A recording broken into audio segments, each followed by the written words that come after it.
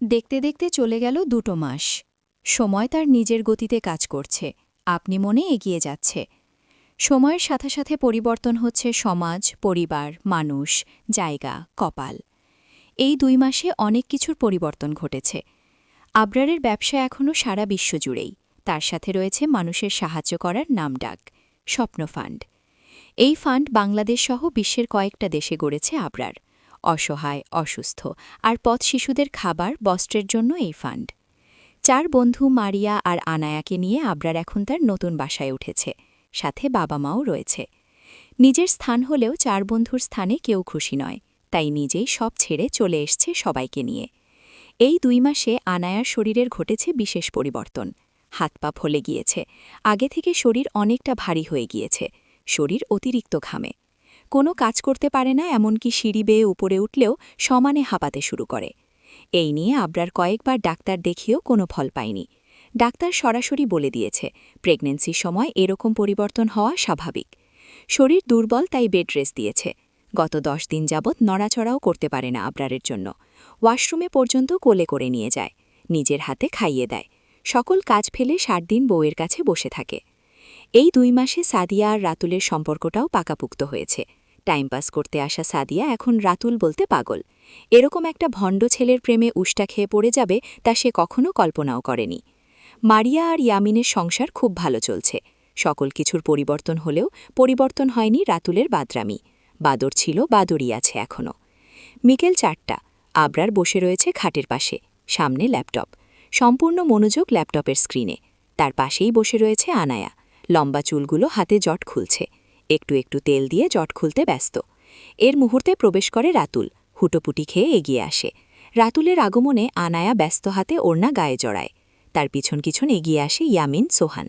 রাতুল সরাসরি আবরারের সামনে চিত হয়ে শুয়ে পড়েছে। তার পিছনে ইয়ামিন দাঁড়িয়ে রয়েছে। সোহান খাটের কোণে বসে পড়েছে। রাতুল কাঁদো কাঁদো করে মুখ নিয়ে বিলাপ শুরু করে। আব্বা গো, ও আব্বা, আমারে তো সাদিয়া খাইয়া ছেড়ে দিছে গো। এখন এই মুখ আমি কাকে দেখাবো গো? কে বিয়ে করবে আমায়? খেয়ে ছেড়ে দেওয়া ছেলেদের কেউ বিয়ে করতে চায় না গো আব্বা। রাতুলের কথায় আনায়া মুখ চেপে হেসে ওঠে। ইয়ামিনও ঠোঁট বাঁকিয়ে হাসছে। আবরার কটমট করে তাকায় সেই দিকে। নক করে ঘরে ঢুকতে হয় ইরিয়াট। আমি কি এখনও একা থাকি? যে যখন খুশি ঢুকে পড়বি ছাগল। তোমাকে তো কেউ খেয়ে ছাড়ে নাই, তাই এই ফিলিংসটা বুঝবা না। আমাকে খেয়ে ছেড়ে দিছে। এই সমাজে আমি মুখ কি করে দেখাবো সেই চিন্তায় আছি। আর উনি আছে দরজা নক করা নিয়া। যার দুঃখ সেই বুঝবে। আল্লাহ গো, আমার কেমন জানি লাগতাছে, বমি বমি লাগতাছে। আল্লাহ, প্রেগনেন্ট নিয়ে হয়েই গেলাম। আবরার আনায়ার দিকে এক পলক তাকিয়ে সামনের রাতুলের দিকে খটমট করে তাকায়। ছাগলের বাচ্চা, ভালো হবি কবে তুই? বিশ্বাস কর আব্বা, এই কলঙ্ক থেকে মুক্ত হয়ে গেলেই নালো হয়ে যাব। আনায়া হাসতে হাসতে বলে ওঠে, তা রাতুল ভাইয়া কিভাবে খেয়ে আপনাকে প্রেগনেন্ট বানিয়ে দিয়েছে গো? আবরার চোখ পাকিয়ে তাকায় আনায়ার দিকে। তার তাকনো প্রত্যাখ্যান করে রাতুল বলে, চুমু খেয়েছে।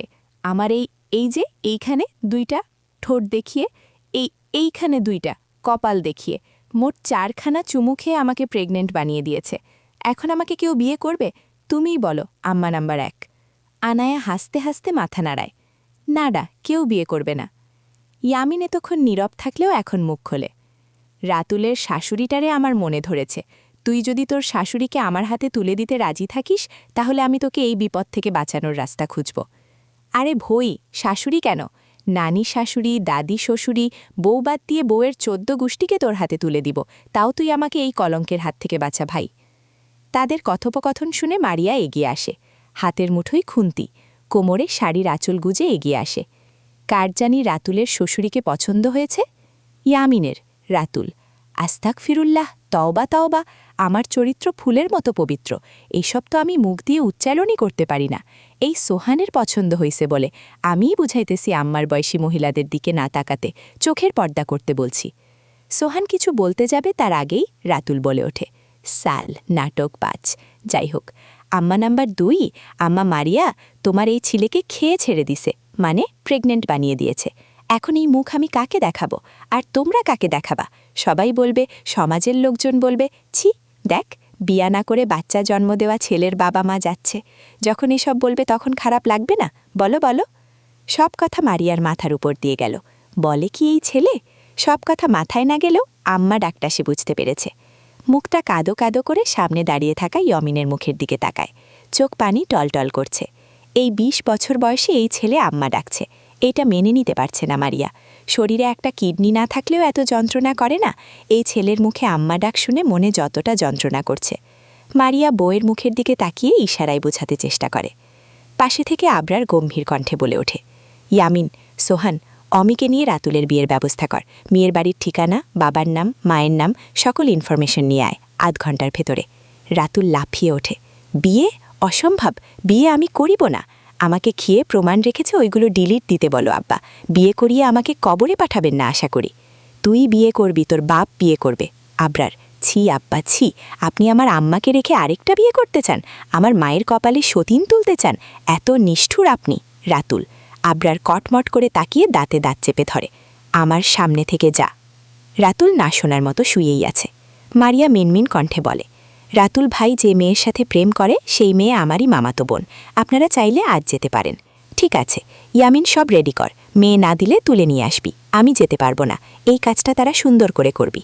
কথাটা শেষ করার সাথে সাথে ৩ জন পা চেপে ধরেছে আবরারের। রাতুল বিলাপ করে বলে, ও আব্বা গো, তুমি না গেলে আমি বিয়ে করব না গো, চিরকুমার থাকবো গো। ভাই তুই না গেলে হবে না। ইয়ামিন, আপনি যান ওদের সাথে। আমাকে দেখার জন্য বড় মা আর মারিয়া আছে তো, চিন্তা করবেন না। আচ্ছা, উঠে তৈরি হয়ে নে, বিকেলে বের হব। রাতুল নাচতে নাচতে বের হয়ে গেল। কি মজা, আমার বিয়ে আকাশে বাতাসে। চলবে।